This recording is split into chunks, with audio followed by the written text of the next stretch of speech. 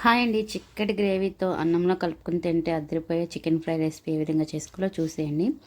దీంట్లో జస్ట్ నిమ్మకాయ స్క్వీజ్ చేసుకొని అన్నంలో కలుపుకొని తింటే అదిరిపోతుంది. తప్పకుండా ట్రై చేయండి. దీనికోసం అయితే ముందుగా మనం చికెన్ని క్లీన్ చేసి పెట్టుకోవాలి. నేనైతే హాఫ్ కేజీ చికెన్ తీసుకున్నాను. నేను బోన్లెస్ తీసుకున్నాను. మీరు విత్ బోన్ కూడా తీసుకోవచ్చు. అవన్నీ ఒకే సైజెస్లో పీసెస్లో కట్ చేసేసుకొని కడిగేసి పక్కన పెట్టేసుకోవాలి. తర్వాత స్టవ్ ఆన్ చేసుకొని ప్యాన్ హీట్ అయినాక అందులోకి ఆయిల్ వేసుకోవాలి. ఆయిల్ బాగా హీట్ అయినాక అందులోకి నేనైతే గ్రేవీ ఎక్కువగా రావాలనేసి దాదాపు పావు కేజీ వరకు ఆనియన్స్ ఇందులో వేసాను అనమాట. చిన్నగా చాప్ చేసేసి అవి బాగా మెత్తబడి కొంచెం కలర్ చేంజ్ అయ్యే వరకు బాగా ఫ్రై చేసుకోవాలి. అవి బాగా ఫ్రై అయిపోయినాక ఇందులోకి మనం వన్ స్పూన్ వరకు అల్లం వెల్లుల్లి పేస్ట్ వేసుకోవాలి. అది పచ్చివాసన పోయే వరకు ఫ్రై చేసుకున్నాక ఇందులోకి మనం ముందుగా క్లీన్ చేసి పెట్టుకున్నాం కదా చికెన్, అది కూడా యాడ్ చేసుకోవాలి.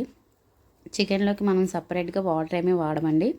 చికెన్లో నుంచి వచ్చే నీళ్ళతోనే చికెన్ అంతా బాగా ఉడికిపోయేటట్టు కొంచెం ఫ్లేమ్ అనేది మీడియంలో పెట్టుకొని ఉడికించేసుకోవాలి. చికెన్ వేసుకున్నాక మనం ఆ చికెన్లో నుంచి వచ్చే నీళ్ళతో ఉడికే వరకు మనం మూత పెట్టేసుకొని మధ్య మధ్యలో మూత తీస్తూ కలుపుకుంటూ ఉడికించుకోవాలన్నమాట. చికెన్లోని నీళ్ళన్నీ ఎగిరిపోయినాక దగ్గర పడినాక ఆయిల్ పైకి తేలుతుంది కదా, ఈ స్టేజ్లో మనం ఇప్పుడు స్పైసెస్ యాడ్ చేసుకోవాలి. ఇందులోకి రుచికి సరిపడా ఉప్పు, ఇంకా నేను 1.5 స్పూన్ వరకు కారం వేసాను. ఎందుకంటే ఇందులోకి మనం ఎక్స్ట్రా స్పైసెస్ వాడతాం అన్నమాట. కారం కొంచెం తగ్గించి వేసుకుంటే సరిపోతుంది. కారం వేసుకున్నాక కాసేపు కలుపుకున్నాక మూత పెట్టుకొని మళ్ళీ ఒకసారి మూత తీసుకొని ఇందులోకి మీడియం సైజు టమాటాలు 2 చిన్నగా చాప్ చేసి వేసుకోవాలి. టమాటాలు బాగా మగ్గిపోయిన వరకు ఉడికించుకొని ఇందులోకి మనం 1/2 స్పూన్ వరకు గరం మసాలా, ఇంకా 1/2 స్పూన్ వరకు మిరియాల పొడి యాడ్ చేశాను. ఇంట్లో పిల్లలు కారం తినరు అనుకునే వాళ్ళు మిరియాల పొడిని స్కిప్ చేసేయండి. తర్వాత ఇది బాగా కలర్ చేంజ్ అయ్యి బాగా రోస్ట్ అయ్యే వరకు మధ్య మధ్యలో కలుపుకుంటూ ఫ్రై చేసుకోవాలి.